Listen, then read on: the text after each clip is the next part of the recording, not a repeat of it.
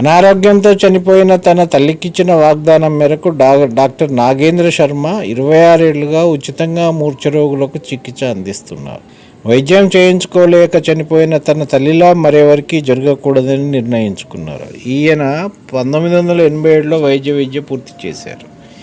మూఢనమ్మకాలతో మూర్ఛరోగులు చనిపోకూడదని ఉచిత వైద్య శిబిరాలు ఏర్పాటు చేశారు. ఇన్నేళ్లు 80,000 మందికి పైగా పునర్జన్మనిచ్చినట్టు శర్మ తెలిపారు. Hats off to you mister Nagendra Sharma doctor. అద్భుతమైనటువంటి దేవుడు. వైద్యో నారాయణో హరిహి అంటే ఇదే. ఉచితంగా చేస్తున్నాడంటే ఇంకా మంచిది.